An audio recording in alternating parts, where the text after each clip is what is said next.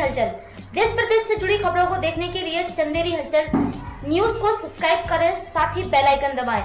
हमारे चैनल से जुड़ने के लिए दिए गए नंबरों पर संपर्क करें और बने रहिए हमारे साथ, देखते रहिए चंदेरी हलचल। और आइए अब एक नजर डालते हैं आज की इस खास खबर पर। नमस्कार, मैं महावीर सिंह राजपूत और आज है हमारे साथ ओबीसी महासभा के संस्थापक और कोर कमेटी सदस्य भैरव सिंह लोधी जी। इनसे करेंगे विधानसभा चुनाव 2023 को लेकर कुछ खास बातचीत और ओबीसी महासभा आखिर किस कारण इनको बनानी पड़ी, इस संबंध में बातचीत। योगी, आपका हमारे पब्लिक आपका स्वागत है। धन्यवाद। आपसे जानना चाहेंगे कि जैसा कि अभी विधानसभा चुनाव नजदीक आने वाले हैं और आपकी पदयात्रा शहर शहर जाके शुरू हो चुकी है, इसका मुख्य उद्देश्य क्या है आपका? देखिए, प्राथमिक उद्देश्य हमारा है पिछड़ा वर्ग का जागरण, और पिछड़ा वर्ग जो है वह अपने लोगों को मतदान करे, और विशेषकर जो राजनीतिक दल इस विषय को लेकर गंभीर हैं कि पिछड़ा वर्ग को संपूर्ण संवैधानिक अधिकार देंगे, संपूर्ण मतलब संपूर्ण पिछड़ा वर्ग के, दलितों के, आदिवासियों के, उसकी तरफ सब लोग जाएं। और हम लोग ये पदयात्रा मात्र जात मतलब जो बेसिक इशू है ओबीसी महासभा का कि इस विषय को लेकर लोगों में जागृति है। कार्यपालिका के अधिकार है, विधायिका के अधिकार है, न्यायपालिका के अधिकार है, बजट के अधिकार है। बजट एक बहुत बड़ा विषय है ना, और आपके प्राइवेट सेक्टर के अधिकार है, इस सबके विषय है।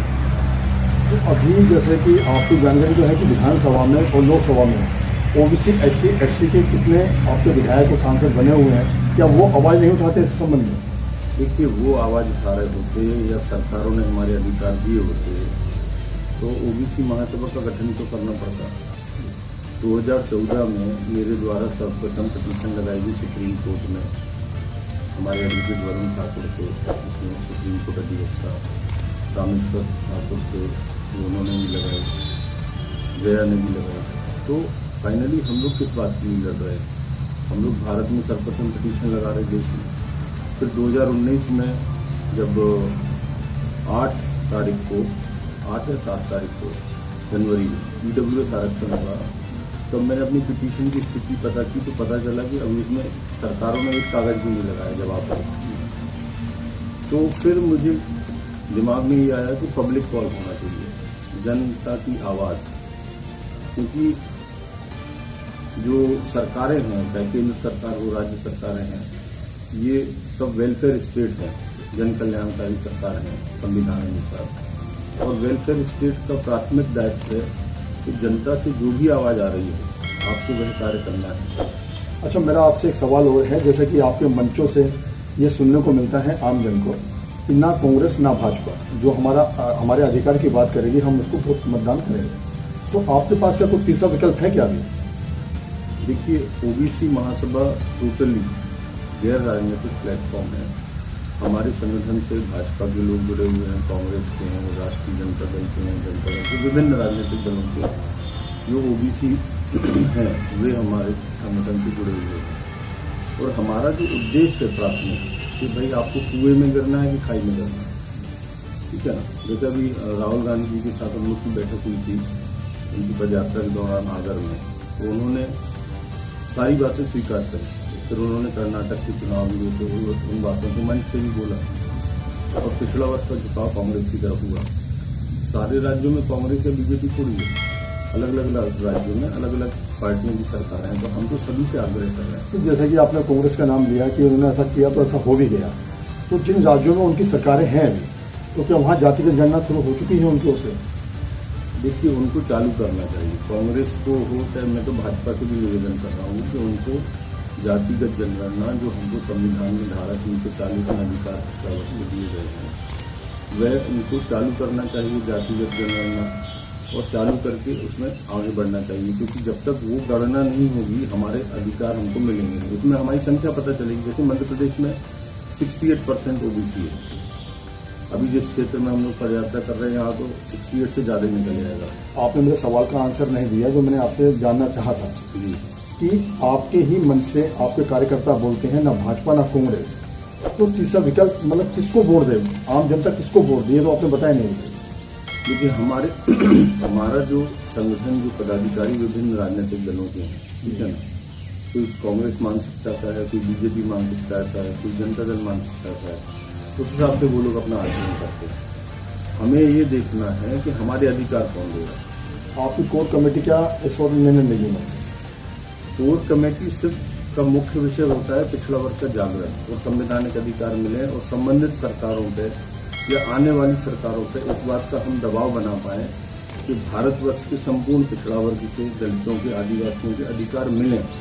और देखिए, ये संभव नहीं है कि थर्ड फ्रंट बना लेंगे आप और सरकार बना लेंगे, ये अभी बिल्कुल संभव नहीं है, ये फालतू की बात है।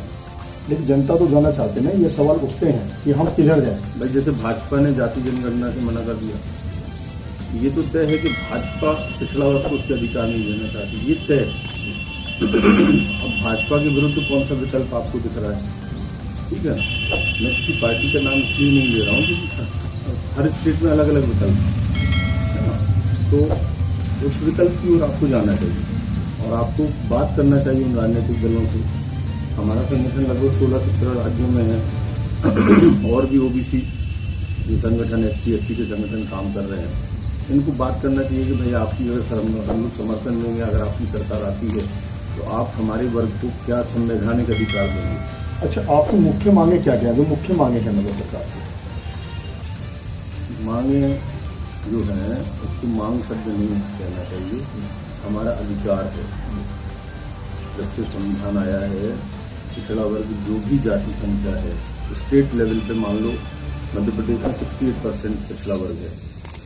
किसी जिले में पिछड़ा वर्ग 40% भी है, मंडला जैसे जिले में जहाँ आदिवासी बाहुल है 48% पिछड़ा वर्ग है।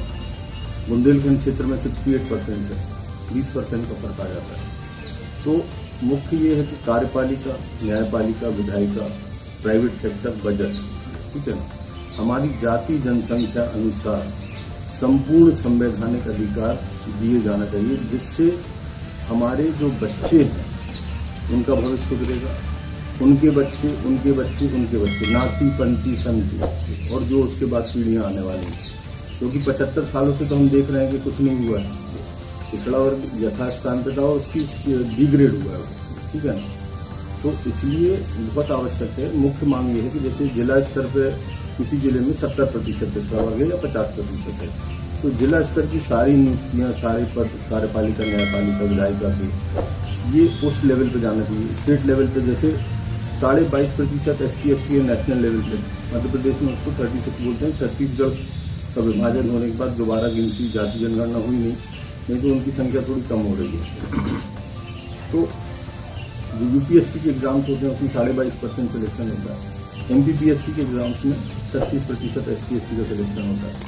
तो स्टेट लेवल पे, डिस्ट्रिक्ट लेवल पे, माइक्रो लेवल पे आप देखिए, district, state and national level. तो नेशनल लेवल पे जो भी हमारी संख्या है वो मिले, डिस्ट्रिक्ट पे जो हमारी संख्या है वो मिले और स्टेट में जो हमारी संख्या है वो हमको अधिकार मिलना चाहिए। 68% पिछड़ा वर्ग है तो हमारे विधायक, सांसद, कलेक्टर्स, हमारे पुलिस अधीक्षक लोग, पुलिस विभाग, इन विभागों में जब शहर में देखिए आप मुश्किल से 1 या 2 जिले में पिछड़ा वर्ग का कलेक्टर या SP होगा, ठीक है ना। और 68% पिछड़ा वर्ग है, ये प्रशासनिक मुखिया होते हैं, न्याय कैसे मिलेगा? अच्छा, आप जैसा भी विधानसभा चुनाव आने वाले हैं तो हमारे पब्लिक ऐप के माध्यम से आप देशवासियों को, प्रदेशवासियों को OBC महासभा की ओर से क्या संदेश देना चाहेंगे? मेरा बड़ा स्पष्ट संदेश है, जो पार्टी अभी केंद्र सरकार, राज्य सरकारों में है, जो पिछड़ा वर्ग के संवैधानिक अधिकार नहीं देना चाहते हैं, उन्होंने जातिगत जनगणना से इनकार कर दिया है, उनको वोट मत दीजिए। आप उनको वोट देके अपने पाँव पे कुल्हाड़ी मार रहे हैं, अपने बच्चों के भविष्य का खुद गला घोट रहे हो आप। SC/ST OBC वर्ग का जो भी व्यक्ति है, अगर ऐसे राजनीतिक दलों को आप सत्ता सौंपेंगे, हाँ, ये राजनीतिक दल सुधर जाए, हमारी जो डिमांड है, जो अधिकार हैं वो हमको डिलीवर किए जाए, वो दिए जाए। उसके बाद आप सोचिए कि भाई ठीक है, अभी बीजेपी जाति जनगणना से स्पष्ट इनकार कर रही है, जातिगत जनगणना करेंगे तो जातिवाद चलेगा और जातियों की पंचायतें हो रही हैं, आप समझ रहे ना। तो एक मुंह कई बात है। जी, समय का अभाव है, जानकारी देने में बहुत धन्यवाद आपका। धन्यवाद।